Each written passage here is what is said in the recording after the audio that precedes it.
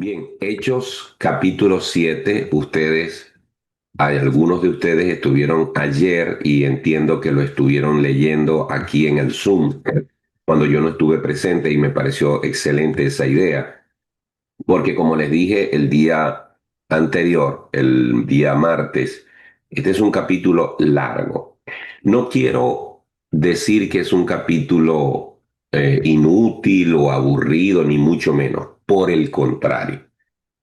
Lo que sucede es que Esteban, una vez que es llevado con falsas acusaciones, en el versículo 1 del capítulo 7, él se le da la oportunidad de defenderse.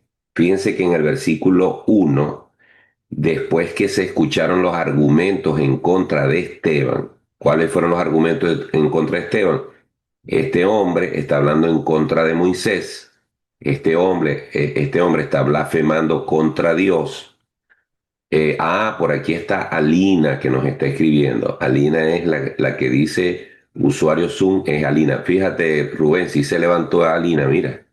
Este, así que bienvenida, Alina. Gracias por estar aquí. Entonces, dice aquí que el sumo sacerdote, cuando escuchó esos argumentos de que Esteban estaba diciendo supuestamente que estaba blasfemando contra Moisés, y por aquí Ilian. Ilian, muy bien, bienvenida Ilian. Gracias por estar aquí también.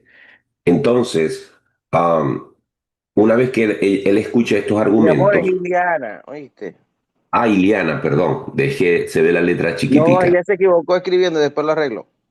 Ok. Entonces, una vez que se escucharon los argumentos, el versículo 7 dice, el sumo sacerdote, que es quien preside vamos a decir, el tribunal improvisado que hicieron contra Esteban, él dice, ¿es esto así? Cuando él usa esa expresión, ¿es esto así?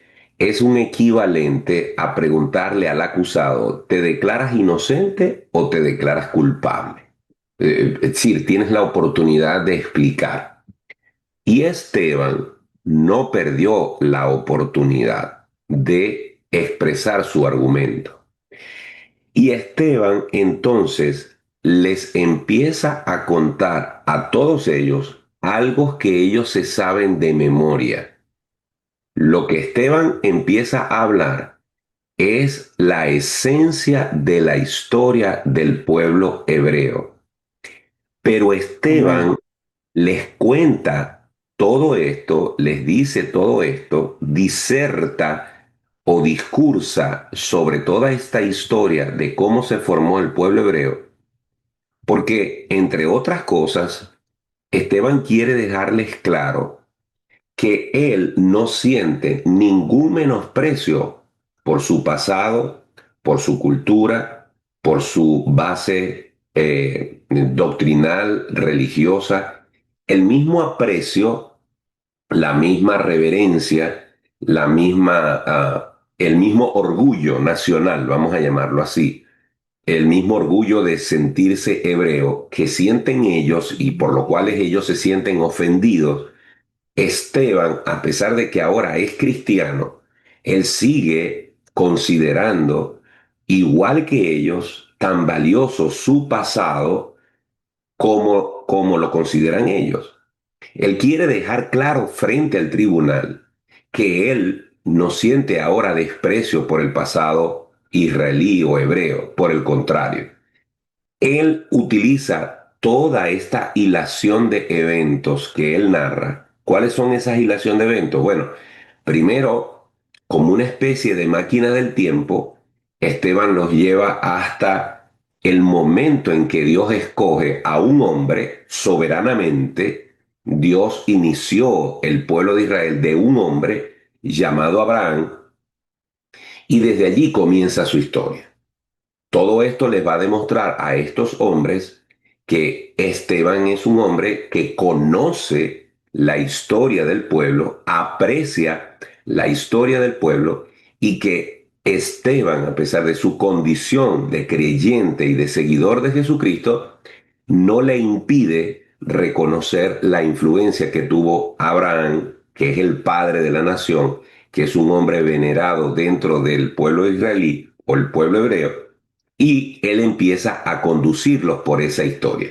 Luego, evidentemente, llega Isaac, llega a Jacob, menciona brevemente a José, y ya en este punto él está llevando una hilación de cómo el pueblo de Israel, previsto así por Dios, llegó a la tierra de Egipto para que 70 personas que entraron a la tierra de Egipto, que eran los descendientes de Jacob, en un periodo de 400 años que estuvieron allí en Egipto, se multiplicaron por miles y por millones hasta convertirse en una nación tan amenazante para los egipcios que fue lo que causó que el faraón quisiese acabar con ellos.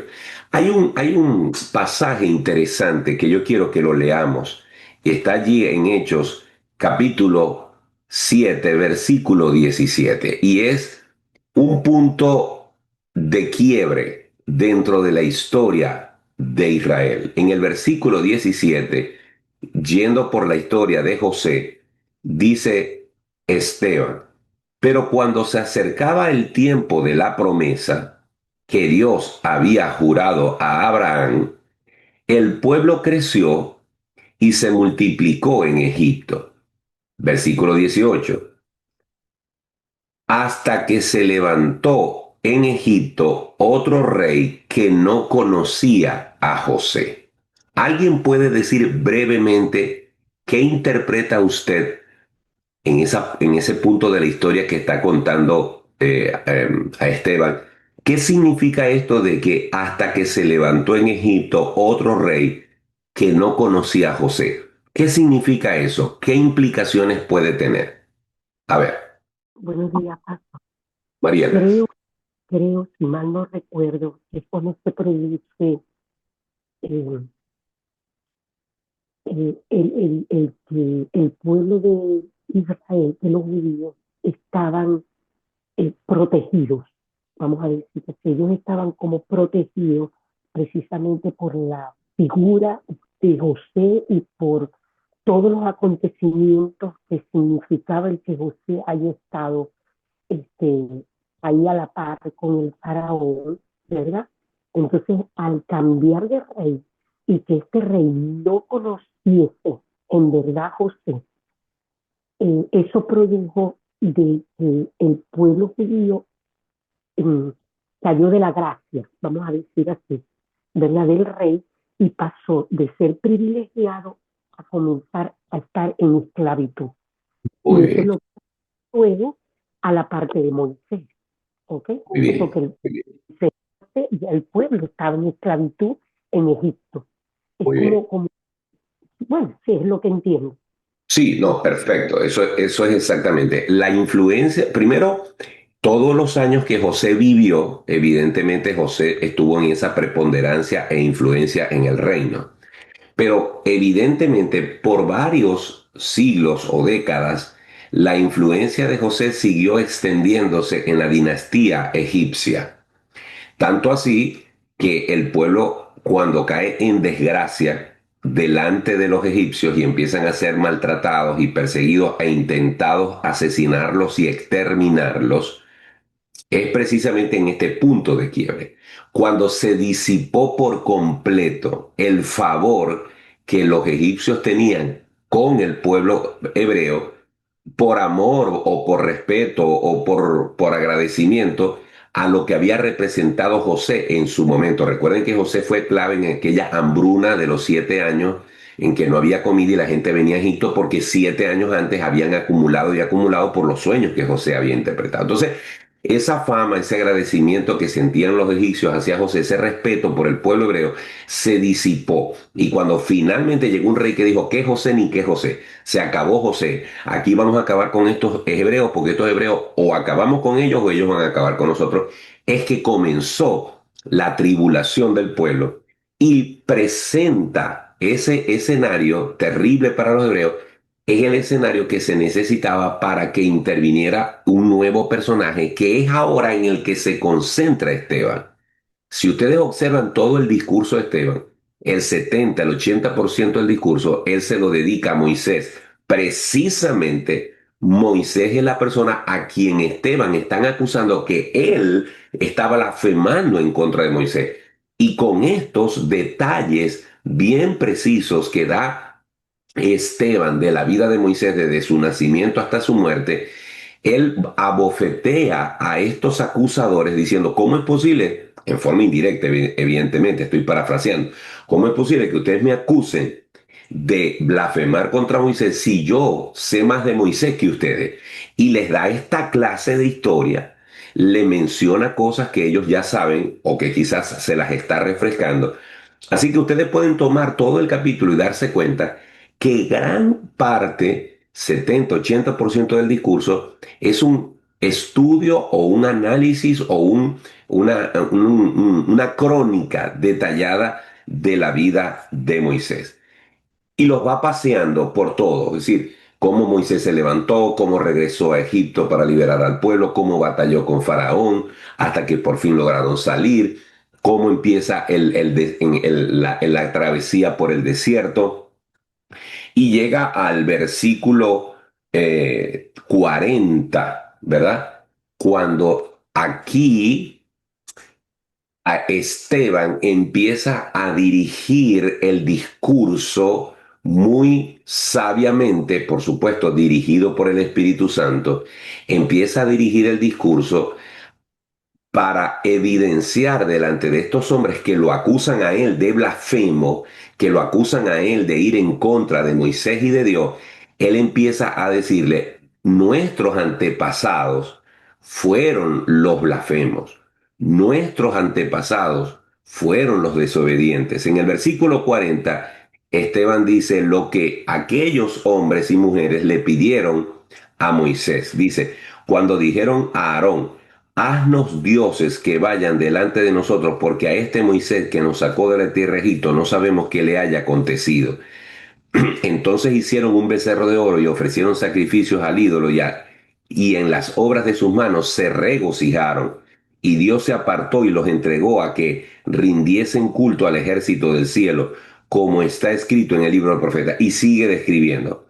Versículo 44. Tuvieron nuestros padres el tabernáculo del testimonio en el desierto, como había ordenado Dios cuando dijo a Moisés que lo hiciese conforme al modelo que había visto, el cual, recibido a su vez por nuestros padres, lo introdujeron con Josué al tomar posesión de la tierra de los gentiles. Aquí ya termina la mención de Moisés y Esteban conecta inmediatamente con el sucesor de Moisés, que es Josué, y los lleva al punto en el cual entran a la tierra prometida. Luego aparece mencionado David, por supuesto.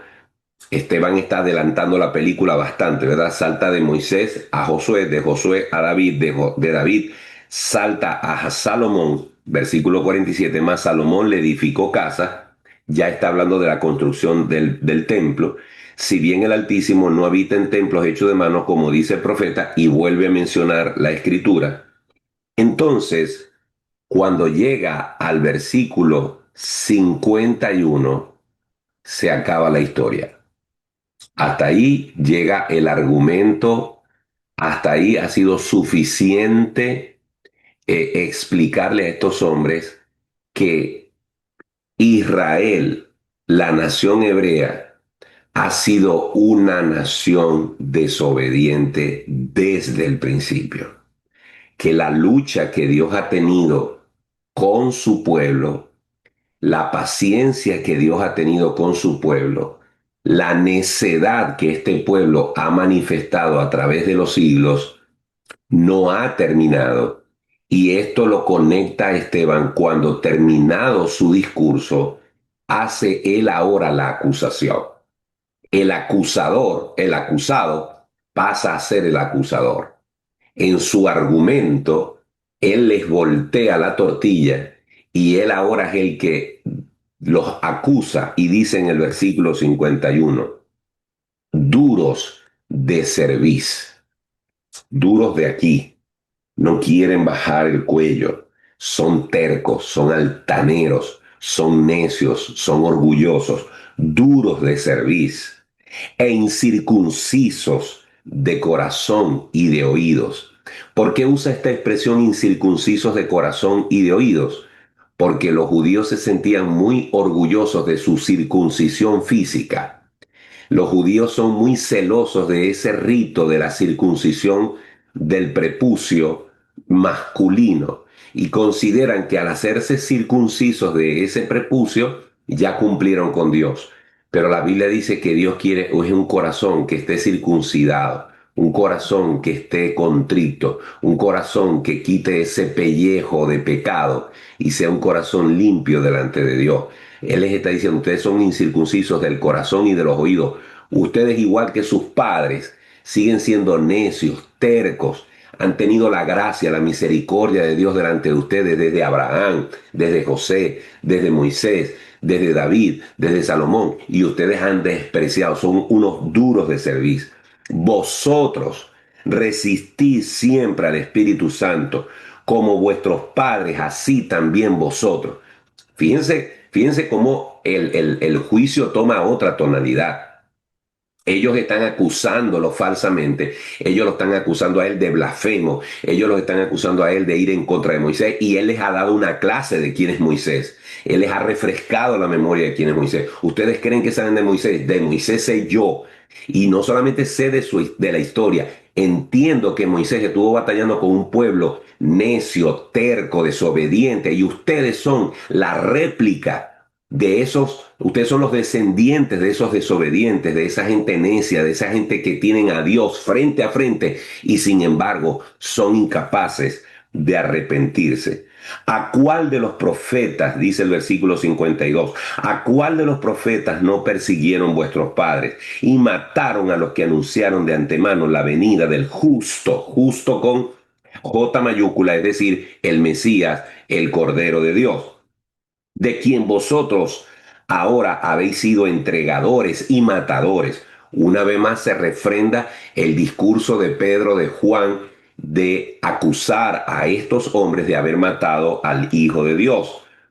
Vosotros que recibisteis la ley por disposición de ángeles y no la guardasteis, oyendo estas cosas, se enfurecían en sus corazones y crujían los dientes contra él. Claro, ellos habían venido para exponerlo a él, ellos habían venido para aplastarlo a él, me refiero a Esteban, con sus mentiras, con sus falsos testimonios, y ahora lo único que lograron fue darle la oportunidad a Dios de decirles a través de Esteban, ustedes son una cuerda de hipócritas que están pretendiendo seguir haciendo con necedad y terquedad el ir en contra de mi hijo, ahora en contra de mi iglesia. Ustedes son duros de servir. Y por supuesto, lo mismo, el odio que sintieron contra Jesús, el odio que sintieron contra Juan, Pedro y los discípulos, ahora lo expresan de esta forma contra Esteban. Versículo 55.